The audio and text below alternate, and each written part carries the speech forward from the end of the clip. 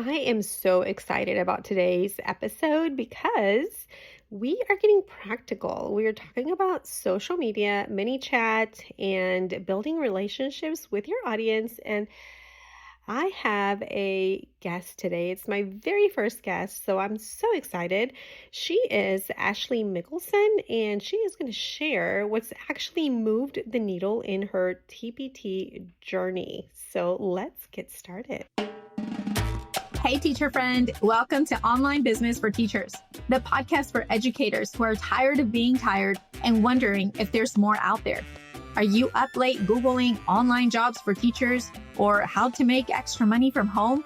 Do you dream about starting a business, working from home, or finally getting paid for the resources you've already created without adding more stress to your plate? I'm Monica Lopez, a former teacher who was burnt out, overwhelmed, and secretly searching for a way out. I wanted more time with my kids, the freedom to work from home, and a way to make money doing something I actually enjoyed.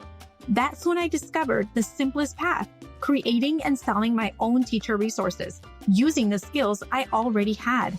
Now, I help teachers like you turn your ideas into income with step-by-step guidance, real talk about finding time to grow your business, and the mindset shifts that help you believe it's actually possible. So close those lesson plans and grab your favorite drink. It is your turn now. All right, everyone. Thank you so much for being here. Today we have a very special guest. We are in for a treat. We have Ashley Mickelson. Did I say that right? You did. Ashley Mickelson here, and she is a TPT seller, and she is also, she's got a lot of things going on. So let's let her tell us a little bit about her, and then we will talk about what we can learn from her. Ashley. Awesome. Hi, it's so nice to meet you. I'm so glad that I get to be here with you and talk with things. It's been such a crazy journey. So I'm a Spanish teacher turned I call myself an accidental entrepreneur, right? I went to school to teach. I want to teach. I'm actually only out of the classroom right now because we're growing our family. And it's just anybody who's been through maternity leave while in the classroom, I'm sure can understand why I'm like, hold on, classroom life, we'll be back later. Right now we're so that's why I'm not in the classroom right now. But I full-time TPT store life, and I just learned a lot along the way. I was actually looking back through things yesterday. I got my very first review almost exactly 9 years ago today from the day that we're recording this episode. So I'm like, oh my gosh, it's been so long. And if you've been on TPT at all, you know that first review takes a while to get here. So it was 9 years ago that I got a review, but how long ago was it that actually sold? It's been a while. Yes, that's awesome. Okay, and so now I guess your expertise now is ManyChat and social media. Is that correct? Right. Well, so I kind of fumbled my way through, like when I was talking about how I didn't mean for this to turn into a business.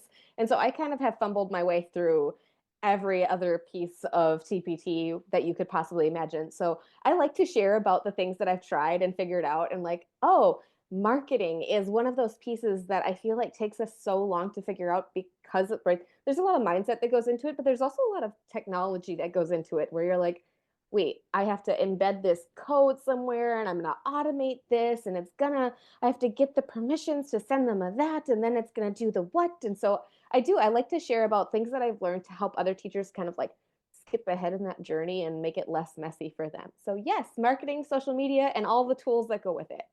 Awesome. That's awesome. Okay, so you accidentally stumble. Don't we all just kind of accidentally stumble into things? Yes. I'm surprised, it's just, yeah, anybody that you talk to is like, oh, this kind of, I accidentally did this. Yeah, I totally understand. Okay, so tell us a little bit about how ManyChat or social media, how does that help with our TPT journey? That's not something that I do. I've kind of dipped my toes a little bit into ManyChat. I think I have like the free one because I think they give you like a free Yeah, they have a thing. And trial so, system. yeah. And so I think I have that one because I'll still get like on my messenger or something that says, like a random word. And I'm like, oh, wait, what is this? But I'm not very familiar. And I'm not sure that my audience is very familiar with it either. So can you tell us a little bit about that? Yeah, so ManyChat, I guarantee if you've been on social media, like if you've been scrolling, you've seen it. So what it does is it's an automation tool that will connect the dots for you. So if somebody is on your, piece of content and you want to get them from the social media platform to right wherever it is you want them to go. You want to send them to a blog post, you want to send them to an email opt-in, you want to send them to a product in your store. How do you get them from A to B as quickly as possible? And we know that before, like especially on Instagram, people would have to go from your post to your profile to click the link in your profile to then find the right link in that profile link to click it, and then they get to wherever it was you were sending them to. And hopefully by the time they've gotten there, they're not too tired and they didn't get lost and they actually buy your product. So what ManyChat does is it takes that whole process, and instead of them having to go here, here, here, here, here, here, here, all you do is you say, hey, if you're interested in this thing, type this magic word, and ManyChat will realize like, oh, because they typed this magic word, they want help. And you can set that all up in the background, like whatever it is that you're helping them with. It could be messages, it could be sending them stuff, like all again, there's tons of things you could do, but the simplest way to say it is they type a magic word and the computer says, oh, that word means this person needs this, and it automatically connects them to the thing that they need. So it's going to send them a DM, or it's going to help them find it, and it's going to skip all those other steps where they had to go to the profile and click the thing and click to this and click to that and click that, and instead it's going to just deliver them the link. So that really does two things that are very helpful for your business. One, it increases engagement on social media because they have to comment and engage with the post to get the thing that they want. And that starts sending the algorithm on social media this information like, oh, somebody commented on that post. That means that there was interest in that post. And we know through algorithms that when people are showing interest in a particular post, it then pushes it out further and further and further. So ManyChat helps on your social media with that engagement piece, which then helps push it out to more views and more people, right? Which helps with that awareness piece of your funnel. The other half that it helps with is the conversion piece of it. So because you've removed all of those steps in that journey of clicking on your profile, clicking on the link, clicking on the thing, and then getting to it, and instead they just say a word, get the message, and click the link, that makes it so much easier to convert people to the thing you were trying to get them to do. So whatever that thing was, right? If it was a product or if it was, whatever that process was, removing steps greases the wheel for them to get there. Okay, that is awesome. Okay, so I have some questions about that now. Okay. Okay, so what platforms do you use ManyChat on? I personally use it on Instagram and on Facebook. I know that they have other integrations and there are other things that you can do with it, and I can connect it to my email list and that sort of stuff. And I do have that set up. But for them to comment the magic word, I set it up on Instagram and Facebook. And where do you send them to? Do you send them to like your TPT store, your website, your blog, or? Totally depends on the purpose of the post, right? Yeah. So it might be a very top of funnel thing where I'm trying to inform them or educate them. And I'll send them to a blog post that's got like 15 different ideas in it. And then they will process through that. And they might go to a TPT store later. And sometimes I just send them directly to a product. Sometimes I send them to a freebie on my email list. Sometimes I ask them if they want to sign up. Sometimes so it really that's kind of a higher up strategy piece of it is, what do you want to do with this post? And from there, I'll decide what I'm setting up in ManyChat. But yeah, on that back end part, I will send them to wherever it was that my goal was. So if my goal is to sell the product, I will send them to the product. Okay, that's awesome. Does it work with TikTok? A lot of people I know are on TikTok now. I can't remember if they have a TikTok integration or not. I am not on TikTok. I exist on it, but I don't use it. So I have not investigated that. I feel like there is an integration for it, but like I said, I just that platform is just, we talk about how we have a lot going on. That is one of those balls that I started juggling, and then it was like, I think it was 2 babies ago where I was like, you know what? I'm just gonna set that ball down, and I do not miss it. Okay. So Instagram and Facebook is what's working for you right now. I'm not seeing a huge gap in my traffic from having set that down. Like my content still exists over there and that, but Okay. At what point do you believe that it would be good to invest in ManyChat? I know it's not really expensive or anything, but what if I don't have a big social media following or What if I'm just now getting started with social media? At what point, do I want to say, oh, let's put this in now? For me, it was a time thing, right? I started realizing that I was just spending too much time on my phone, right? I would much rather spend time with my family. And so when I would post something and then I'd come back and I just have like just so many notifications to scroll through and to like catch up on. And some of them were like commenting link, link, even though I'm like, Okay. the link is right here for you.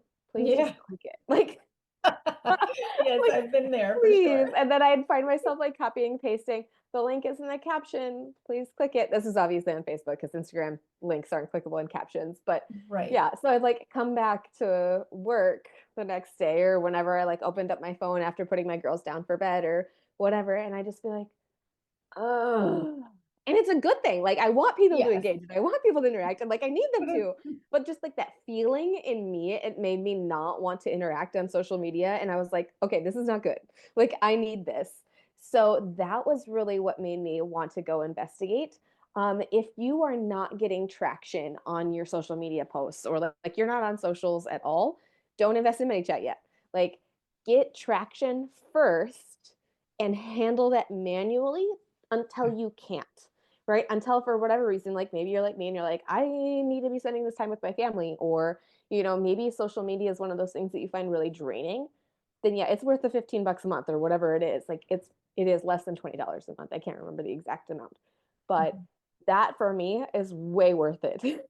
Okay. But if you're only getting like 3 comments a day, then deal with 3 comments a day. Like that's not hard. Okay, okay, awesome. All right. So there's a lot of talk about whether social media works or doesn't work, or should I even spend time on social media? It's obviously been really good to you. Can you tell us about that journey? Like how many times do you post, or how do I decide? Like me, I'm more like, okay, I'm just gonna go in and do my email list because social media just stresses me out. But how did you decide, oh, this is something that I'm going to go ahead and do? So for me, social media has been something that's really brought me joy because it allows me to connect with people, right? I'm a people person. I love talking to people. And on my Instagram stories, especially, I was able to really build a community. And like, there are people who, this is going to sound so weird, but there are people who like I've known since before my husband and I got engaged. And now we've been married for almost 9 years and we have 3 kids. Like, Oh, wow. so like when I Wow. post things that are personal, it feels like we've developed this friendship and like because we have, right, we've started to get to know each other, and so people will like message me and they're like, hey, this is going on in my life, and we'll talk about that. There are and all of that exists because I put time and effort into sharing what I was doing and reflecting on it on social media. So had I not spent this time and poured this time into really say like, this is who I am and this is what I care about and this is what's working for me in my classroom, and like let's talk about what's not working for you and what is working for you and all that sort of thing, and really building those relationships. I think that's why social media has been so helpful, is because it is about the who and not about the what am I posting, how many times am I posting. It's about really talking to the people who are there.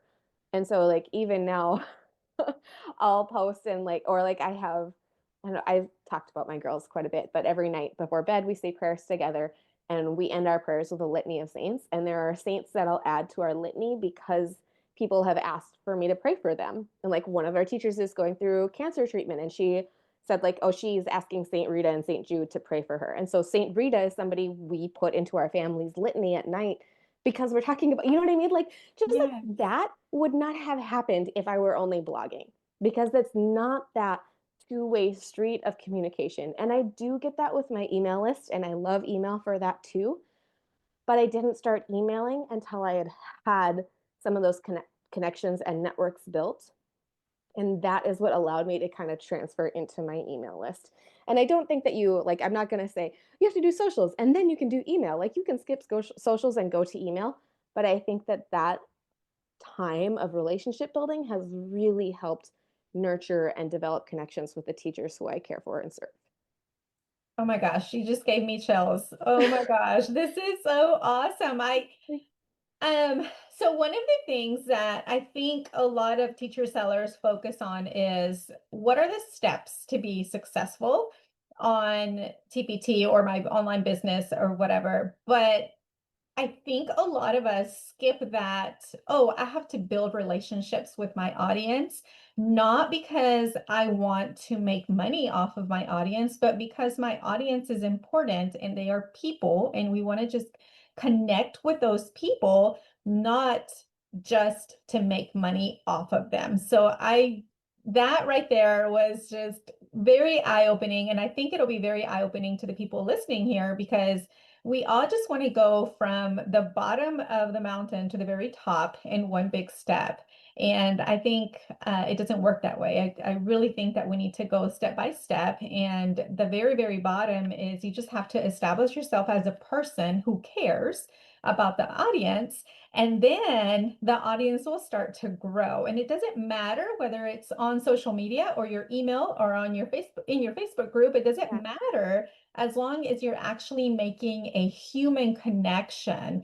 So that right there, yes, thank you so much for sharing that. That's awesome. I think if you get anything from this podcast episode, get that. You have to make connections with the people as a human before you want to sell to them. So And that's I awesome. feel like that's so weird to talk about like my internet teacher friends, but like really, I mean, like I said, some of them have been here longer than like my husband has been here with me. And like they were like we moved across the country together and then we moved back and like all these things. And so when we talk about like, oh, my copy machine broke again, like now what? Or the Wi-Fi is down. And since the Wi-Fi is down, our copier doesn't work because it uses Wi-Fi to connect the printer and the computer. And like whatever intelligent person thought that up, like those kinds of conversations are things that you can have with your followers because they're people who know that you get it. Like you have solutions for these problems because you have been in those shoes and you're like, yeah, I also put off my copies till Monday morning and I got there and there's 7 teachers in front of me.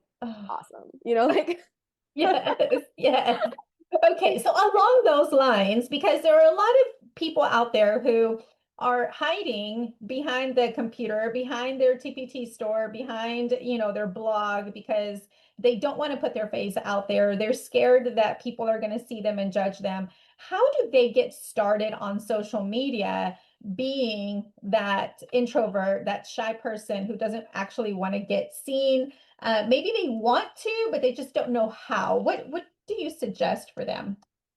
step 1, I think, is being honest and sharing like your reflections. You don't have to necessarily start with reaching out and trying to like network and build people in and like that sort of thing. I feel like is really exhausting and overwhelming for somebody who's an introvert. But I think the concept of like, hey, this is something that I've struggled with in the past. Here is how I've solved that problem. Like that is something that other people will hear and relate to, even if it's not you saying like, hi, guess what, I'm here to solve your problem, right? It's you, like Mm. that's very relatable to say, oh, this is something that's really been hard for me, this is something that I've tried, and this is something that I've tried, and this is something that I've tried. It's kind of a take what does work for you and go that route. Like you don't have to go live and talk to people, you don't have to like, I mean, I do like showing your face, I do think that that makes a big difference, but that's something that you can work up to. Like that's okay. You can show your handwriting even. Like that's something that's a really personal, real connection and is a good way to share with people. If you're like, I'm not ready to show my face, then do some like handwriting videos for whatever reason that's really engaging to watch people like take notes on stuff. Write your followers notes. Oh, that's a very good idea. Yeah. Oh my gosh, I love that idea. Okay, so yeah, I do know there are a lot of people who are afraid to, record talking head videos and things like that. So you mentioned talk about how you solved a problem, but then you also talked about, just life. This is what's Yeah. going on around. This happened today. The copier got jammed today, those kinds of things, like I believe a lot of us teachers or teacher sellers are stuck there because social media may not be our thing because we have to put ourselves out there and, we Like we've already talked a little bit about that mindset of, oh my gosh, people are going to see me. So once we make the decision, okay, I want to start social media, but I have no idea how to do it. So you're saying just kind of talk about how you overcame a problem and then just kind of daily life. Now you said copy machine, those kinds of things. Do you also share like personal stuff? I think Oh it sounds yeah. like you do. I do. And that balance has changed a lot because right before I was a lot more open about it. And since having kids, I have toned down a lot of what I share, just because for them, right? For their privacy and that sort of thing. Uh, but I do share things like, what am I up to today? What am I working on? What am I like the other day I shared like I found a reel with a new recipe and I made it that same day and it was delicious and I shared a picture of my plate. And like just things like that. I like to do just little real life things because teachers are also people. So finding spaces where it's like, I like to lift. I love lifting weights and I have found like other teacher friends who also like to lift weights and so we will talk about that. Okay. Like it's okay to share things that aren't in your teaching niche because they're still people. And so it's all of that is still going to be building connection because right there's that know like trust factor. When people know you and people like you and people trust you, they're going to turn to you and say, "Hey, I need help with this thing." But if they don't know you and they have no reason to like you or to trust you, they're not coming to you as a solution for problems. So if you can share about those other aspects of yourself in your life and like, hey, this is my favorite coffee order that I get every PLC day. Like little things like that aren't huge. They're just tidbits. But those tidbits build connection.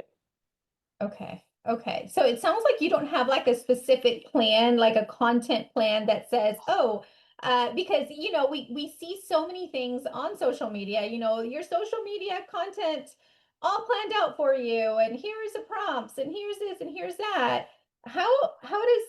What do you think about that?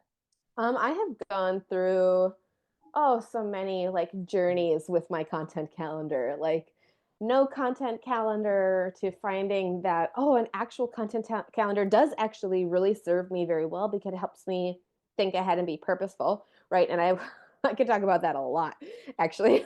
um just like really quickly from a zoomed out perspective, if you don't plan ahead in your content, you are not planning ahead in how you're serving your people. So chances are that things will come up. Like today is the Feast of Our Lady of Guadalupe, which is a really big deal in Mexican culture. Spanish teacher here.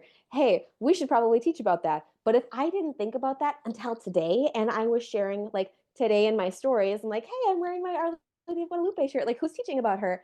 Well, I've been sharing lesson plan ideas for today for the past month because I know teachers like to plan ahead, right? But before, when I first got started on social media, I was just sharing about what I was doing that day in my classroom.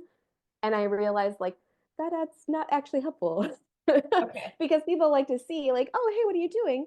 But then they're like, oh, I would have liked to have done a lesson on her. Like that is a really big deal in culture. Like I wish I would have thought of that. And so like when you start sharing ahead of time, it gives people that time to like, oh, yeah, I could fit that in my plans. Or like, oh yeah, I do have a unit coming up on this. Like that's a really cool idea. So like when you start to back up and look at the year as a whole, or even just the month and start to say, okay, what are my people going to need? How can I think ahead for them? Because otherwise, right, they're already tired and overwhelmed and exhausted, and you might be too, but you are stepping into this service role. So you're saying, how can I help them? And when you think ahead and you make that content plan, that is going to help you make sure that you're serving them and you're not behind the eight ball on like, oh crap, that was yesterday. We should have talked about that, like, because those things do happen. But if you plan ahead, then you can get to that. So that's when I started realizing, oh, a content calendar is actually really helpful because then I'm not going to be missing things that they want help with. So when I know, like, oh, this is coming up, I can start talking to them in blog posts and that sort of thing for, however much time ahead of time. Okay, then I go back and I look, and now we're going to get into kind of like the nitty gritty of the content plan because I'm not going to just post resources, post resources, post resources, post resources, right? That's not what they're here for. I'm also going to give them ideas about like activities they could do, or why might they want to teach about this cultural, like especially why might you want to teach about this cultural celebration? Like there's a really big like Catholic faith tradition thing, but what does Mhm. that have to do with Spanish class? And you're like, well, let's talk about that and then go into this and then, right? So really you can zoom out to the education piece of like, why is this strategy helpful in your niche? How is it going to be used in your niche? And then sharing the resources for that strategy that they might then want to purchase, right? Getting them all of those different pieces Yeah. are all part of a content calendar. Okay. Wow. That's awesome. Because Your see, brain. no, no, no. This is really good information because at first I was thinking, okay, so it sounds like she just kind of comes up with stuff, like, oh, I'm going to share this today because this is what happened. But it sounds like you have a full content calendar and you sprinkle in life. Is that Yes. kind of what I'm getting? Yep. Yes, that is absolutely very, very true. And honestly, it's kind of moved to my life sprinkles are more in my Instagram stories and in my emails, places where they don't necessarily live as long. And my like hard sell, soft sell, like super service content that I want people to access at any given point, that's going to go into content forms that last a lot longer. So whether that's a post, whether that's a reel, whether that's a video, whether that's a blog, like all of those sorts of things where I'm going to want people to be able to refer to them, go in the places where they live longer. That makes sense. Okay. Yes. Yes, Okay. yes. And so your mini chat kind of fits really good with like the reels and those kinds of things. Is that what you're saying? Okay. Yep, in that long-term, long service content plan. So I'm not using ManyChat on like my, hey, I made this new recipe. Do you want to see it? No, Right. like I'll just link it in my stories, and if they want to see it, cool. And if they don't see it, okay, that's fine. They're not coming here, they're not coming to me for recipes all the time. They're Right. gonna Right. follow, somebody else who's a recipe person. I'm a Spanish teacher who also sometimes makes food. Yes, totally, totally. Oh my gosh. So you kind of have to find your primary role for what you are sharing Yeah. and then say, this is who I am, but I also do this kind of other stuff, like, Yeah. raise kids and things. Okay, that's Yeah. awesome. So things that like live on my feed that are personal are very few and far between. Like if I'm going to share a post that's going to stay on my feed for a long time, it's probably my Christmas card. It's probably Easter. It might be the 4th of July. Like I share like family photos probably those 3 times a year on our anniversary. So probably 4 times a year on my feed would be like, happy Independence Day, happy like Merry Christmas, like Okay. that sort of thing goes on my feed, but not often. And then Right. they'll see the like day-to-day little life things in my Instagram stories and in my email newsletters. Sometimes I'll share, like I shared a picture of like our family Halloween costume. It's like, Okay. guess who we are, like that kind of thing. Okay. But that's just a quick like scroll by, like there's our connection building thing. Now I'm going to get to the meat of the email that's serving you.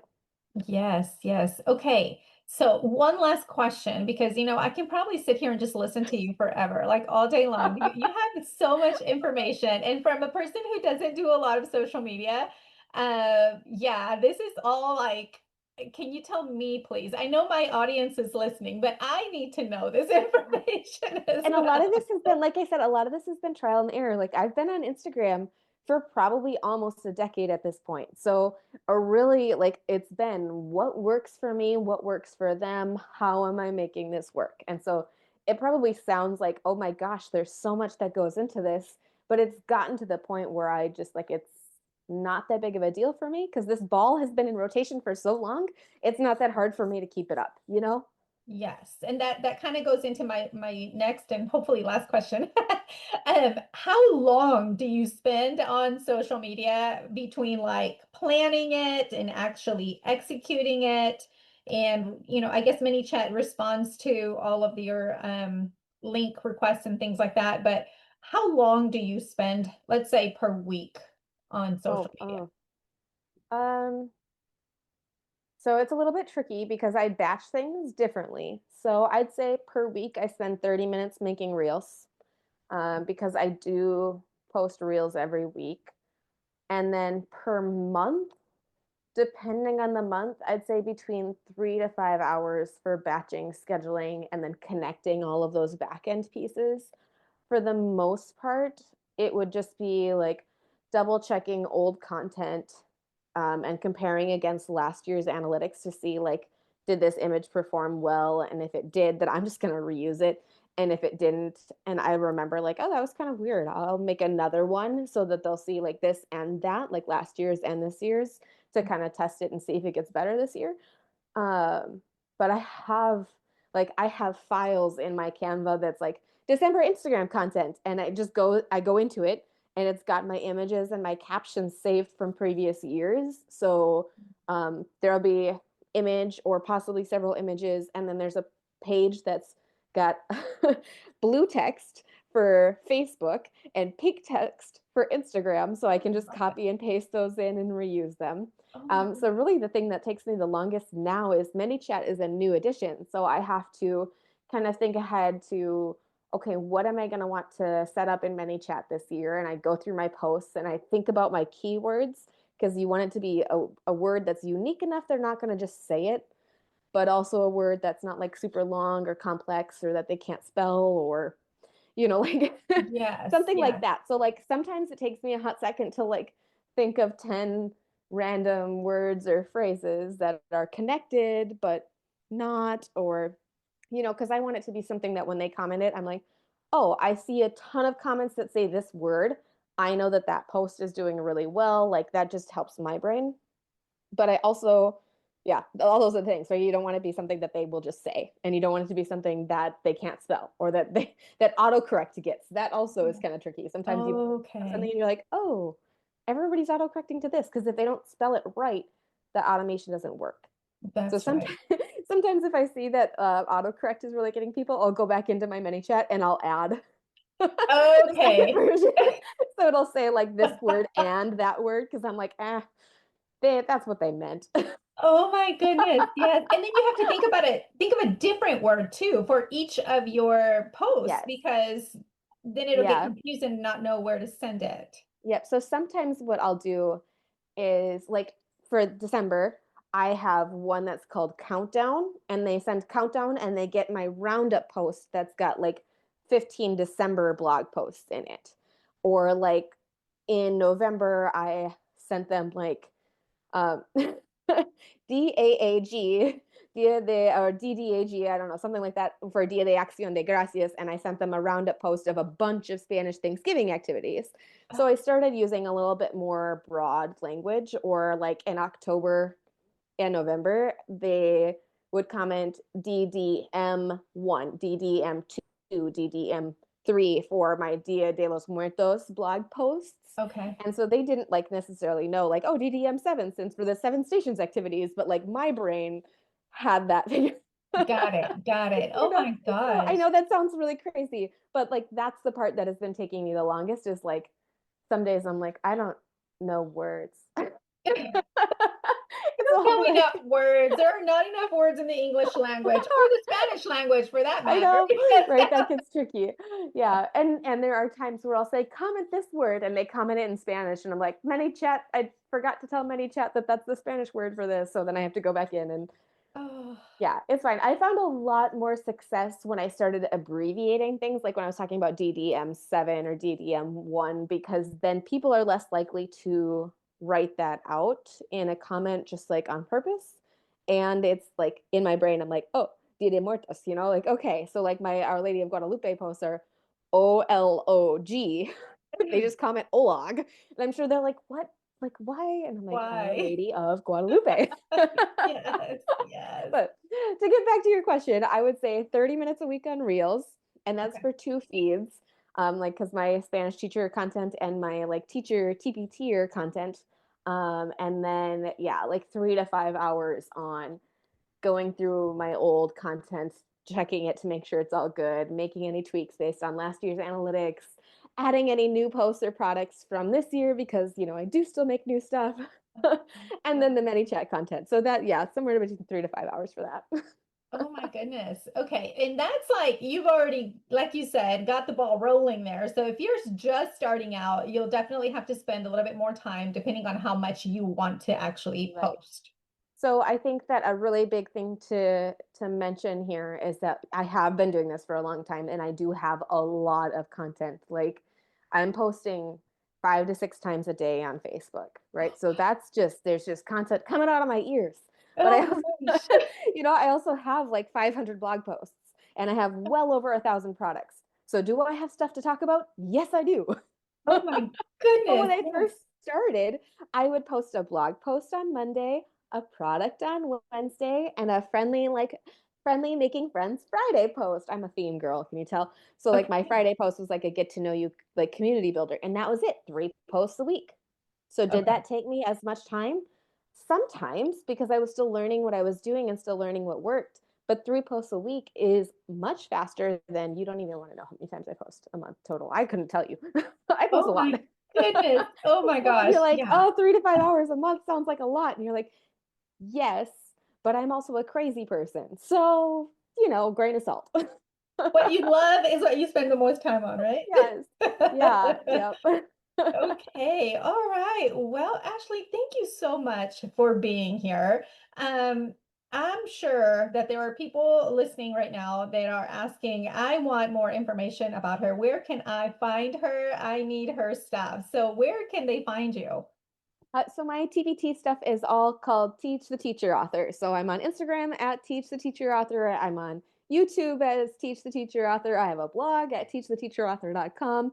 I will give you the links. You can pop them in the show notes. But in general, if you want to find me, that's where you can find me. I do also host a Facebook group called Instagram Marketing for TPT.